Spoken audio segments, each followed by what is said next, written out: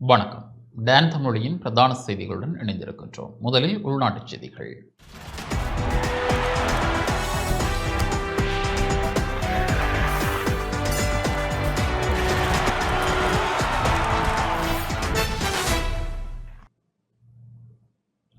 பத்தாவது நாடாளுமன்றத்தின் இரண்டாவது சபாநாயகர் தெரிவு இன்று இடம்பெற உள்ளது. நாடாளுமன்றம் இன்றும் நாளையும் கூட உள்ளது. நாடாளுமன்றம் இன்று காலை 9:30 மணிக்கு கூடியதன் பின்னர் அரசியலமைப்பு மற்றும் நிலையர் கட்டளைகளுக்கு அமைய முதலில் புதிய நாடாளுமன்ற உறுப்பினர்களின் சத்திய பிரமாணம் இடம்பெற உள்ளது. ஐக்கிய மக்கள் சக்தியினால் பெயரிடப்பட்ட தேசிய பட்டியல் நாடாளுமன்ற உறுப்பினர்களில் மூவரும், புதிய ஜனநாயக முன்னணியினால் பெயரிடப்பட்ட தேசிய பட்டியல் நாடாளுமன்ற உறுப்பினர் ஒருவரும் சத்திய பிரமாணம் செய்ய உள்ளனர். இதனைத் தொடர்ந்து புதிய சபாநாயகரின் தெரிவு இடம்பெற உள்ளது. அதன் பின்னர் வாய்மூல விடைக்கான கேள்விகளுக்காக நேரம் ஒதுக்கப்பட்டுள்ளது. தொடர்ந்து காலை 11 மணி முதல் பிற்பகல் 3 மணி வரை பாடசாலை மாணவர்களுக்கான காகித ஆயுதங்களுக்கான ஒதுக்கீடுகளை மேற்கொள்வது தொடர்பான குறைநிரப்பு தொகை மதிப்பீடு விவாதத்திற்கு எடுத்துக்கொள்ளப்பட உள்ளது. நாளையும் இந்த விவாதம் தொடர உள்ளது. இதன் பின்னர் பிற்பகல் 3 மணி முதல் மாலை 6:30 மணி வரை சர்வதேச இறையாண்மை பத்திரங்களை மறுசீரமைப்பு தொடர்பில் எதிர்க்கட்சியினால் கொண்டுவரப்படும் சபை ஒத்திவைப்பு பிரேரணை தொடர்பான விவாதத்திற்காக நேரம் ஒதுக்கி வைக்கப்பட்டுள்ளது.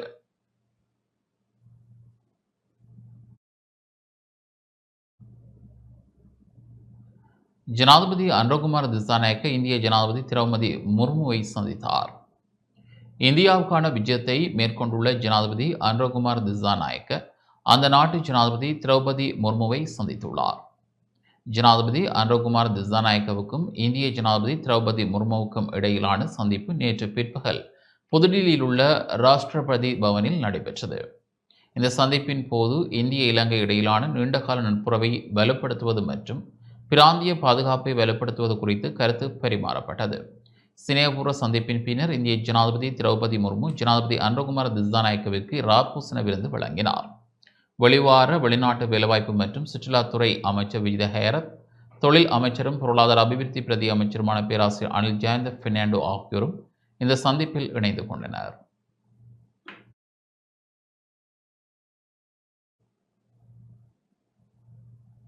முன்னதாக இந்திய துணை ஜனாதிபதிக்கும் ஜனாதிபதி அனுரகுமார் திசாநாயக்கும் இடையில் நேற்று சந்திப்பு இடம்பெற்றுள்ளது. இந்திய துணை ஜனாதிபதி ஜக்தீப் தன்ஹருக்கும் ஜனாதிபதி அனுரகுமார் திசாநாயக்கவுக்கும் இடையில் புதுடில்லியில் சந்திப்பு இடம்பெற்றது. இதன்போது கடந்த ஜனாதிபதி தேர்தல் மற்றும் பொதுத் தேர்தலில் கிடைத்த பெரும் வெற்றிக்கு ஜனாதிபதி அனுரகுமார் திசாநாயக்கவிற்கு இந்திய உப ஜனாதிபதி வாழ்த்துக்களை தெரிவித்தார். பொருளாதார ஒத்துழைப்பு, விவசாயம் மற்றும் டிஜிட்டல் மயமாக்கல் போன்ற விடயங்கள் குறித்து இதன்போது ஆராயப்பட்டன. அதனைத் தொடர்ந்து ஜனாதிபதி அனுரகுமார் திசாநாயக்க இந்திய சுகாதார அமைச்சரும் பாரதிய ஜனதா கட்சியின் தலைவருமான ஜெகத் பிரகாஷ் நாடாவை சந்தித்தார். சந்திப்பில் சுகாதாரத்துறையின் மேம்பாட்டுக்கான ஒத்துழைப்பு குறித்து கலந்துரையாடப்பட்டுள்ளது.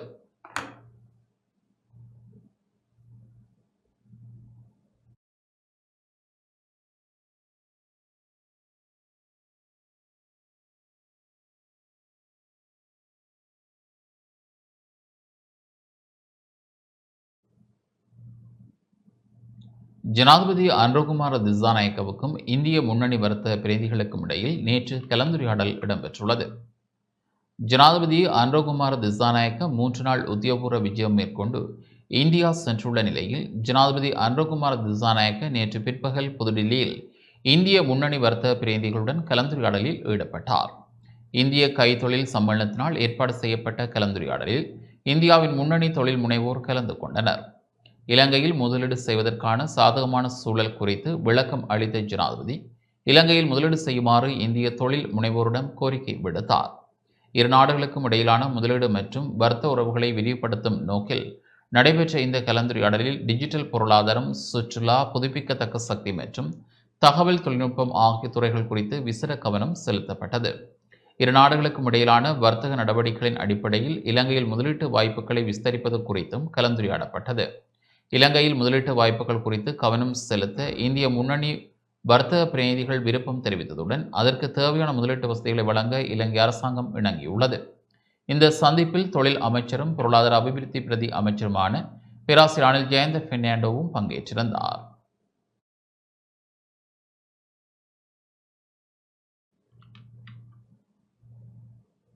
தமிழ் மக்களின் அபிலாசைகளை இலங்கை அரசாங்கம் நிறைவேற்றும் என நம்புவதாக இந்திய பிரதமர் நரேந்திர மோடி தெரிவித்துள்ளார்.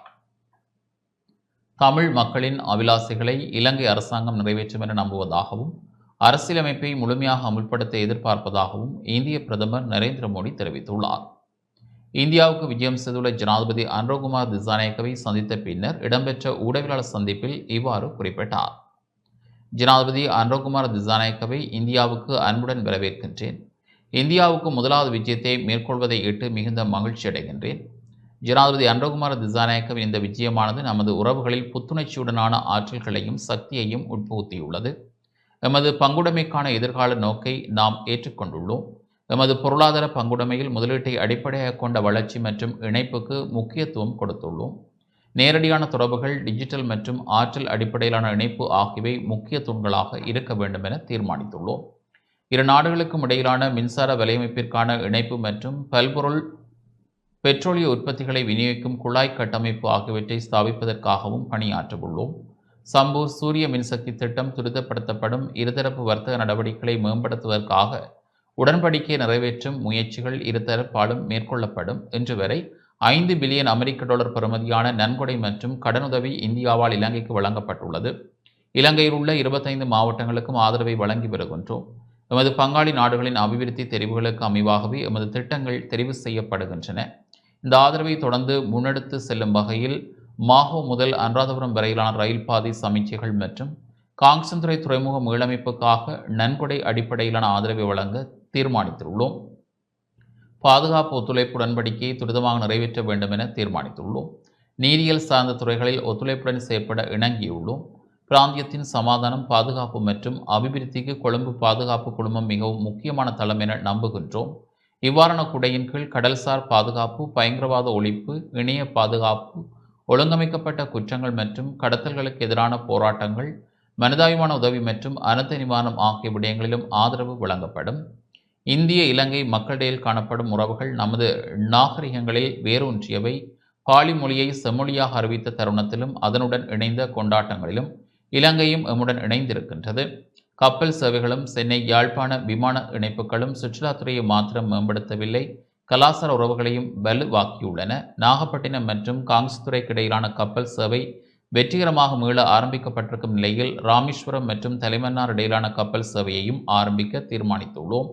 பௌத்த மத வளாகம் மற்றும் இலங்கையின் இராமாயண சுவடுகள் மூலம் சுற்றுலாத்துறையில் காணப்படும் மகத்தான ஆற்றலை உணர்ந்து கொள்வதற்கான செயற்பாடுகள் முன்னெடுக்கப்படும். நமது மீனவர்களுடைய வாழ்வாதாரத்துடன் தொடர்புடைய விவகாரங்கள் குறித்து விரிவான கலந்துரையாடல் இடம்பெற்றது. இந்த விவகாரம் தொடர்பாக மனிதாபிமான ரீதியிலான அணுகுமுறையை கடைபிடிக்க வேண்டும் என இருவரும் இணங்கியுள்ளோம். இலங்கையின் நல்லிணக்கம் மற்றும் புறமைப்பு குறித்து கலந்துரையாடினோம்.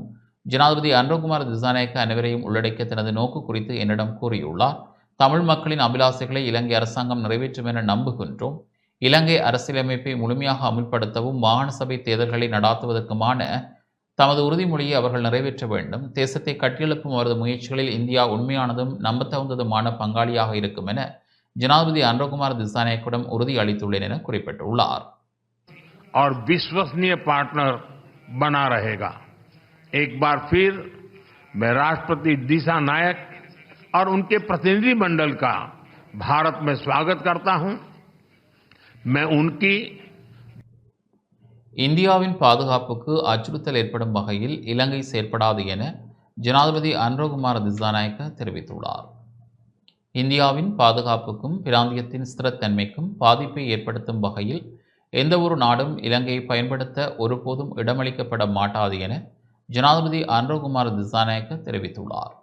3 நாள் உத்தியோகபூர்வ விஜயம் மேற்கொண்டு இந்தியா சென்றுள்ள ஜனாதிபதி அன்ரோகுமார் திசாநாயக்கவுக்கும் இந்திய பிரதமர் நரேந்திர மோடிக்கும் இடையிலான சந்திப்பு நேற்று பிற்பகல் பிரதமரின் உத்தியோகபூர்வ இல்லமான ஹைதராபாத் மாளிகையில் இடம்பெற்றது. அதனைத் தொடர்ந்து இரட்டை வரி விதிப்பை தடுப்பது மற்றும் அரசு அதிகாரிகளின் திறன் மேம்பாடு குறித்த புரிந்துணர்வு ஒப்பந்தங்கள் இந்திய இலங்கை தலைவர்கள் முன்னிலையில் கைச்சாத்திடப்பட்டன. இந்தியாவின் வெளிவார கொள்கையில் இலங்கைக்கு விசேட இடமுள்ளது என்பதை தாம் நன்கு அறிவதாக கூட்டு செயலாளர் சந்திப்பில் ஜனாதிபதி அன்ரோகுமார் திசாநாயக்க நினைவு கூர்ந்தார். ஜனாதிபதி அன்ரோகுமார் திசாநாயக்க தனது முதலாவது வெளிநாட்டு விஜயத்திற்காக இந்தியாவை தெரிவு செய்தமை தொடர்பில் தாம் மகிழ்ச்சி அடைவதாக இந்திய பிரதமர் நரேந்திர மோடி தெரிவித்தார். எதிர்கால நோக்குடன் இரு நாடுகளுக்கும் இடையிலான தொடர்புகளை புதிய கோணத்தில் கொண்டு செல்லும் வகையில் பௌதீக, டிஜிட்டல் மற்றும் எரிசக்தி ஆகிய பிரதான துறைகளை பலப்படுத்துவதற்காக இலங்கைக்கு தொழில்நுட்ப ஆதரவை வழங்குவதும் இரு நாடுகளுக்கும் இடையே மின்சார வலையமைப்பு இணைப்பு மற்றும் பல் உற்பத்தி, பெட்ரோலிய குழாய் இணைப்பை ஏற்படுத்துவது என்பன குறித்தும் இந்த கலந்துரையாடல்களில் கவனம் செலுத்தப்பட்டது. இந்திய அபிவிருத்தி ஒத்துழைப்பை தொடர்ந்து முன்னெடுக்கும் வகையில் அனுராதபுரம் புகையிரத பாதை சமிக்ஞை கட்டமைப்பு மற்றும் காங்கசன்துறை துறைமுக புறமைப்பு என்பவற்றுக்கு உதவி வழங்குவது தொடர்பிலும் நீண்ட கலந்துரையாடல் இடம்பெற்றது. இந்திய கல்வி ஒத்துழைப்பின் கீழ் அடுத்த வருடம் முதல் யாழ்ப்பாணம் மற்றும் கிழக்கு மாகாண பல்கலைக்கழகங்களைச் சேர்ந்த 200 மாணவர்களுக்கு மாதாந்த புலமைப் பரிசுகள் வழங்கப்பட உள்ளன. அடுத்த 5 வருடங்களில் 1500 இலங்கை அரசு ஊழியர்களுக்கு இந்தியாவில் பயிற்சி அளிக்க இந்திய பிரதமர் நரேந்திர மோடி சம்மதம் வெளியிட்டார். அத்துடன் வீடமைப்பு, புதுப்பிக்கத்தக்க எரிசக்தி மற்றும் உட்கட்டமைப்பு, விவசாயத்துறை, பால் உற்பத்தித்துறை மற்றும் கடற்றொழில்துறை முன்னேற்றம் என்பவற்றுக்கு இந்தியா ஒத்துழைப்பு வழங்கும் எனவும் இந்திய பிரதமர் குறிப்பிட்டார். இந்தியாவின் பாதுகாப்புக்கும் பிராந்தியத்தின் ஸ்திரத்தன்மைக்கும் பாதிப்பு ஏற்படுத்தும் வகையில் யாரும் இலங்கையை பயன்படுத்த ஒருபோதும் இடமளிக்கப் போவதில்லை என ஜனாதிபதி அனுரகுமார் திசாநாயக்க தெரிவித்தார். பாதுகாப்பு ஒத்துழைப்பின் கீழ் கடல்சார் பாதுகாப்பு, பயங்கரவாத ஒழிப்பு, இணைய பாதுகாப்பு, கடத்தல் மற்றும் திட்டமிட்ட குற்றங்களுக்கு எதிராக போராடுதல், மனிதாயமான உதவி மற்றும் அனர்த்த நிவாரணம் போன்ற விடயங்களில் ஒத்துழைப்பை அதிகரிப்பது குறித்தும் கலந்துரையாடலில் கவனம் செலுத்தப்பட்டது.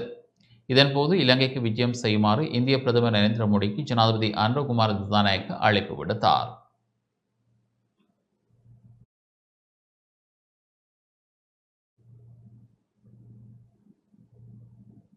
முன்னாள் ஜனாதிபதி ரணில் விக்ரமசிங்க மீண்டும் இந்தியாவுக்கு விஜயம் செய்ய உள்ளார்.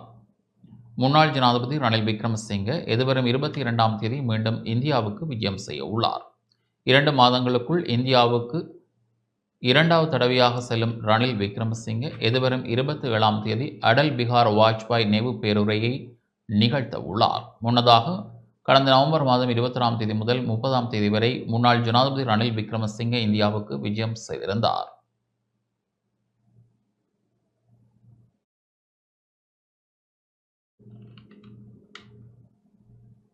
வவுனியாவில் எலிக்காய்ச்சல் நோயால் பாதிக்கப்பட்ட நபர் யாழ்ப்பாணம் போதனா வைத்தியசாலைக்கு மாற்றப்பட்டுள்ளார்.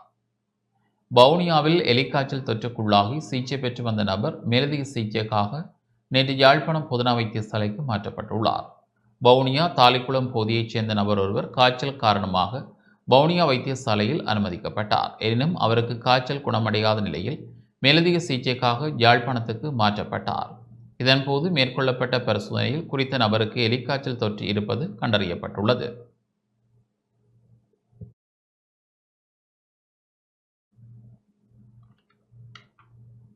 யாழ்ப்பாணம் மாவட்டத்தில் எலிக்காய்ச்சல் நோய் காரணமாக இதுவரை 85 பேர் பாதிக்கப்பட்டுள்ளனர். யாழ்ப்பாணம் மாவட்டத்தில் எலிக்காய்ச்சல் நோய் காரணமாக இதுவரை 85 பேர் பாதிக்கப்பட்டுள்ளதாகவும் தற்பொழுது யாழ்ப்பாணம் போதனா வைத்தியசாலையில் 11 பேரும், பருத்தித்துறை ஆதார வைத்தியசாலையில் 21 பேரும் சிகிச்சை பெற்று வருவதாகவும் யாழ்ப்பாண பிராந்திய சுகாதார சேவைகள் பணிப்பாளர் அகேதீஸ்வரன் தெரிவித்துள்ளார். நேற்று யாழ்ப்பாண நகர் பகுதியில் உள்ள அலுவலகத்தில் நடாத்திய ஊடகவியலாளர் சந்திப்பில் நோயாளர் விவரத்தை வெளியிட்டார். யாழ் மாவட்டத்தில் இந்த எலிக்காய்ச்சல் நோய் காரணமாக இதுவரை 85 பேர் பாதிக்கப்பட்டுள்ளனர். தற்போது பருத்தித்துறை ஆதார வைத்தியசாலையிலே 21 பேரும், யாழ்ப்பாணம் போதனா வைத்தியசாலையிலே 11 பேருமாக மொத்தம் 32 பேர் இன்று இந்த எலிக்காய்ச்சல் நோய்க்கு சிகிச்சை பெற்று வருகின்றார்கள். கடந்த 24 மணி நேரத்திலே பருத்தித்துறை ஆதார வைத்தியசாலைக்கு இந்த எலிக்காய்ச்சல் நோயுடன் 9 புதிய நோயாளர்களும், யாழ்ப்பாணம் போதனா வைத்தியசாலையிலே 4 புதிய நோயாளர்களுமாக கடந்த 24 மணித்தியாலத்திலே 13 புதிய நோயாளர்கள் அனுமதிக்கப்பட்டிருக்கின்றார்கள். நேற்று முன்தினம் இரவு கரவட்டி சுகாதார வைத்திய அதிகாரி பிரிவைச் சேர்ந்த துன்னாலை கிராமத்தைச் சேர்ந்த 23 வயதான இளைஞர் ஒருவர் எலிக்காய்ச்சல் நோயினால் உயிரிழந்திருக்கின்றார். யாழ்ப்பாணம் மாவட்டத்திலே இத்தோடு இதுவரை 7 இறப்புகள் இந்த எலிக்காய்ச்சல் நோயினால் ஏற்பட்டுள்ளன. எலிக்காய்ச்சல் நோயென சந்தேகிக்கப்பட்டு அனுமதிக்கப்பட்டிருந்த நோயாளர்களின் குருதி மாதிரிகளை நாங்கள் கொழும்பு மருத்துவ ஆராய்ச்சி நிறுவனத்திற்கும் கண்டி தேசிய வைத்தியசாலையின் ஆய்வுக்கூடத்துக்கும் அனுப்பியிருந்தோம். இவர்களிலே 7 பேருக்கு எலிக்காய்ச்சல் தொற்று இருப்பது தற்போது உறுதிப்படுத்தப்பட்டுள்ளது. நேற்று முன்தினம் உயிரிழந்த கரவட்டியைச் சேர்ந்த அந்த 23 வயதான இளைஞனுக்கும் இந்த எலிக்காய்ச்சல் தொற்று இருப்பது இதிலே உறுதிப்படுத்தப்பட்டிருக்கின்றது.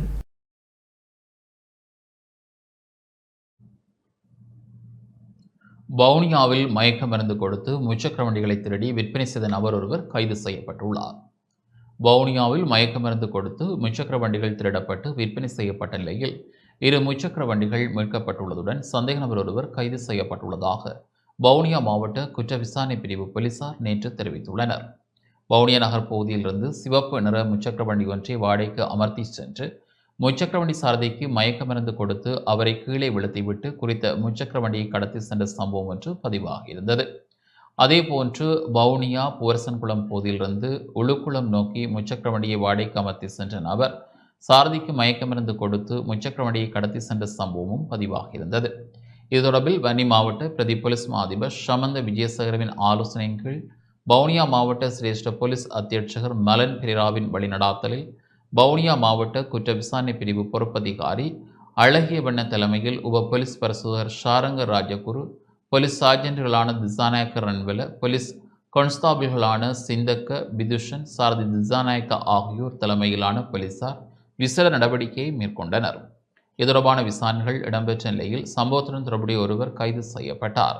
அவரிடம் மேற்கொள்ளப்பட்ட விசாரணையில் வவுனியா நகர பகுதியில் கடத்தப்பட்ட முச்சக்கர வண்டிக்கு நீல நிற வர்ணம் பூசப்பட்டு வாகன இலக்கத்தகடு மாற்றப்பட்டு கெக்ராவ் பகுதியில் காணப்பட்ட நிலையில் மீட்கப்பட்டது.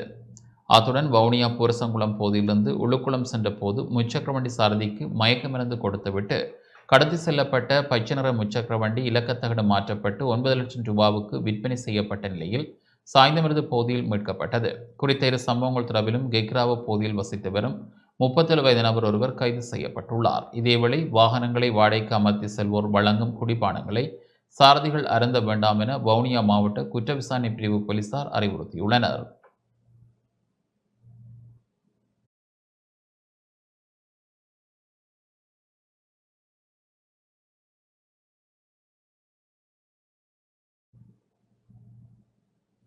வவுனியா நகரில் மரம் ஒன்று முறிந்து விழுந்ததினால் கட்டடங்கள் சேதமடைந்துள்ளன. வவுனியா புகரத நிலையம் முன்பாக நின்ற பழமையான மரம் காற்றின் காரணமாக முறிந்து விழுந்ததினால் அரசு விடுதியொன்றும் வர்த்தக நிலையம் ஒன்றும் சேதமடைந்துள்ளது. நேற்று மதியம் இந்த சம்பவம் இடம்பெற்ற போதும் உயிராபத்து எதுவும் ஏற்படவில்லை. வவுனியாவில் அவ்வப்போது கனமழை பெய்து வருவதுடன் காற்றும் வீசி வருகின்றது. நேற்று மதியம் வீசிய காற்றின் காரணமாக வவுனியா புகரத நிலையம் முன்பாக நின்ற பழமையான பாரிய மரம் ஒன்று முறிந்து விழுந்தது. இது மற்றொரு மரக்கிளை மீது விழுந்ததால் அந்த மரமும் முறிந்து விழுந்துள்ளது. இதன் காரணமாக அருகிலிருந்த அரச விடுதியின் கூரை பகுதி சேதம் அடைந்துள்ளதுடன் வர்த்தக நிலையம் ஒன்றின் கூரை மற்றும் சுவர் பகுதி என்பன சேதமடைந்துள்ளன. இந்த பகுதியில் மின்சார இணைப்பு அருந்தமையால் மின் துண்டிப்பும் ஏற்பட்டது.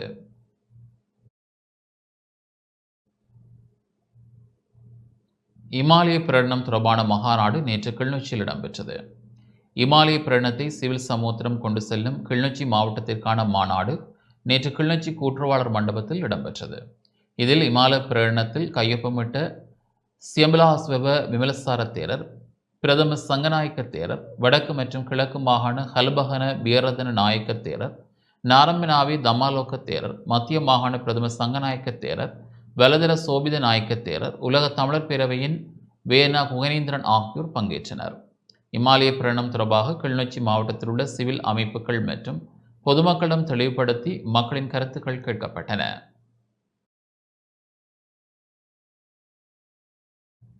இத்துடன் இந்த செய்திகள் நிறைவு பெறுகின்றன. தொடர்ந்தும் நமது நிகழ்ச்சிகளுடன் இணைந்திருங்கள். வணக்கம்.